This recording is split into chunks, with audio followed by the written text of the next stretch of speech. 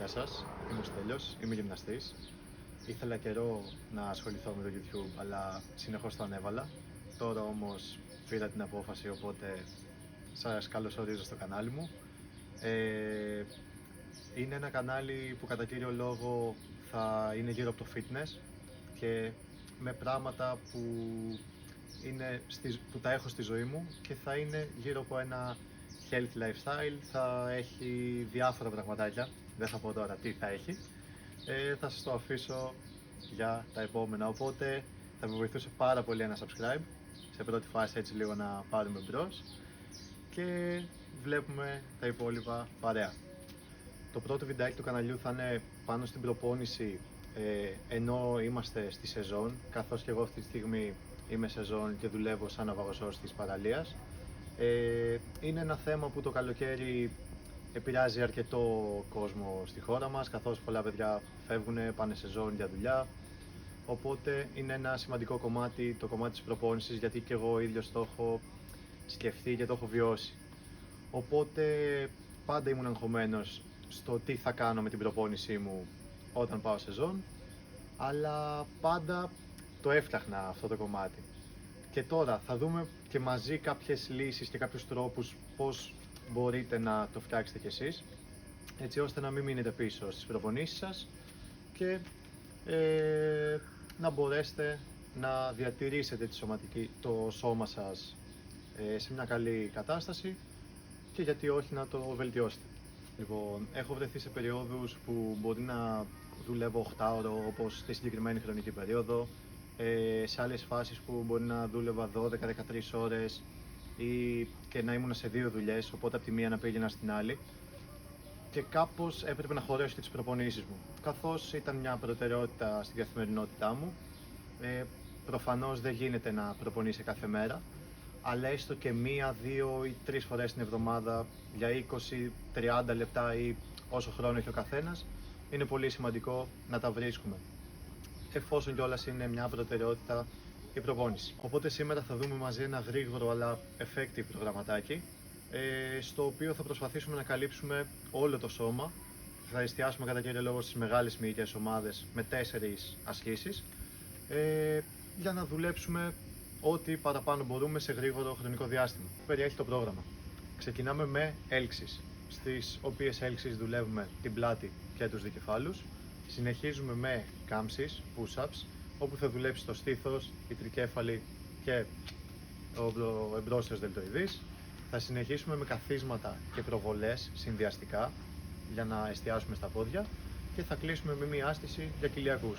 Και θεωρητικά έτσι έχουμε καλύψει όλο το σώμα με την καλύτερη δυνατή επιβάρυνση που μπορούμε. Στη συνέχεια θα δούμε και κάποιες εναλλακτικές για το πώς μπορούμε να προσαρμόσουμε το πρόγραμμα ανάλογα το επίπεδο, αλλά πάμε να δούμε πώς θα δουλέψουμε τις συγκεκριμένες ασκήσεις.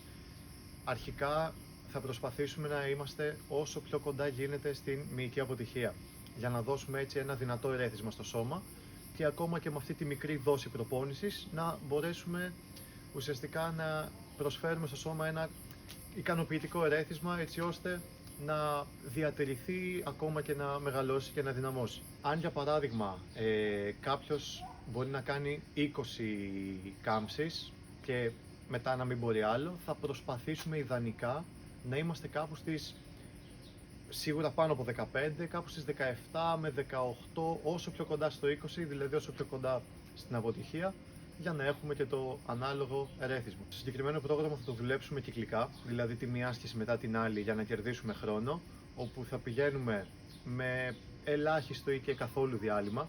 Αν κάποιος νιώθει OK, μπορεί να προχωράει κατευθείαν, μιας και δουλεύουμε διαφορετικές μυϊκές ομάδες.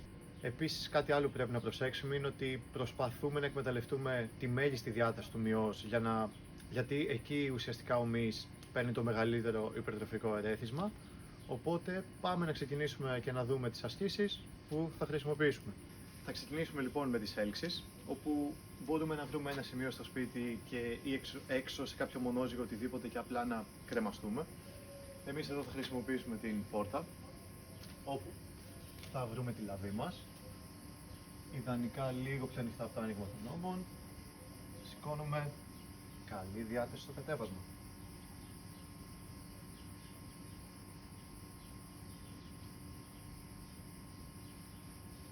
Λοιπόν, εγώ θα σταματήσω εδώ τώρα για να μην κάνω 25 έλξεις προφανώς. Και πάμε για τη δεύτερη άσκηση, η οποία είναι οι κάμψεις. Πάμε να τις δούμε. Παίρνουμε τη θέση για τις κάμψεις. Ωραία, και ελεγχόμενα ξεκινάμε εστιάζοντας στο στήθος.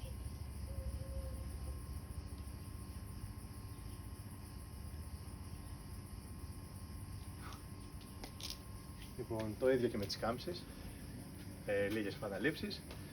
Λοιπόν, θα περάσουμε τώρα σε κάθισμα με προβολή, όπου εδώ πώς θα δουλέψουμε. Λοιπόν, ξεκινάμε με κάθισμα, σηκώνομαι και κατευθείαν δουλεύω προβολή. Κάθισμα και το άλλο πόδι. Και συνεχίζω.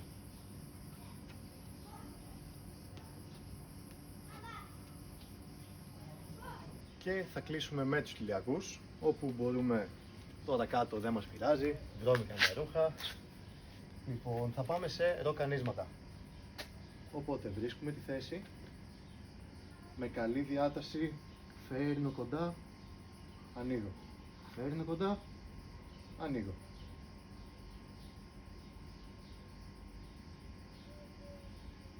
Ωραία.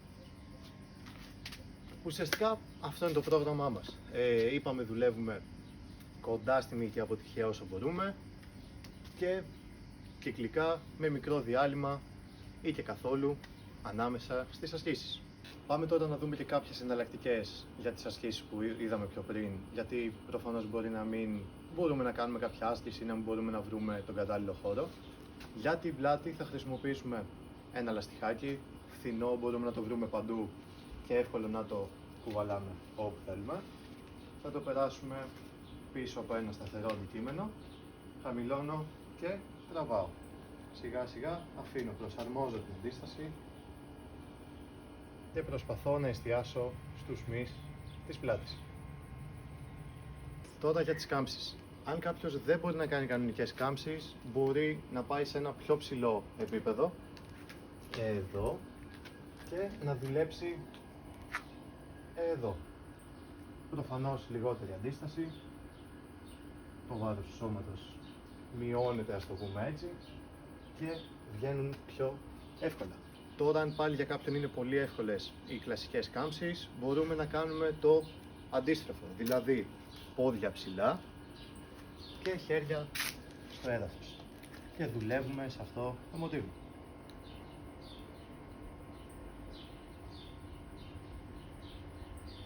Και πάμε να δούμε και μία εναλλακτική για τους κοιλιακούς, πολύ απλή για κάποιον που ίσως δυσκολεύεται να κάνει ακόμα και τους κοιλιακούς, και είναι μία από τις πιο γνωστές ασκήσεις, σανίδα.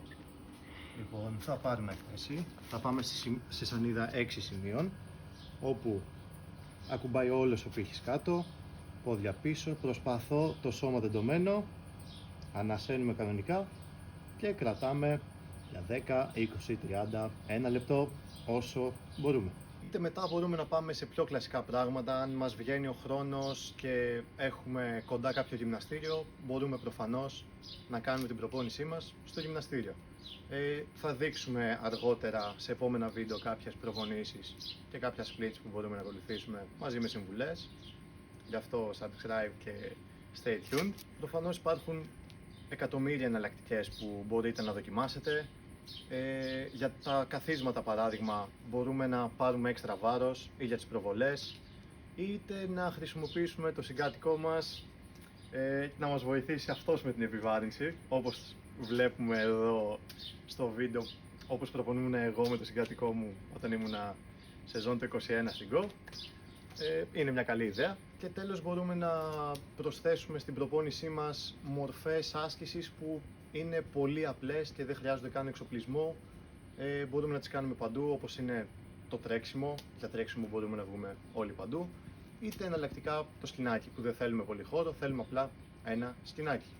Το ξέρω ότι είναι δύσκολο να συνδυάσουμε τη δουλειά, τις συνθήκες που μπορεί να επικρατούν, την πίεση που θα έχουμε και τη γυμναστική μαζί, αλλά πιστεύω ότι όποιος θέλει μπορεί να το κάνει, όπως το έκανα και εγώ άλλωστε και στις προηγούμενες και σε αυτή τη σεζόν, αρκεί να υπάρχει θέληση, οποιοδήποτε μπορεί να βρει 1, 2, 3 μέρες τη βδομάδα έστω και 20-30 λεπτά προπόνησης.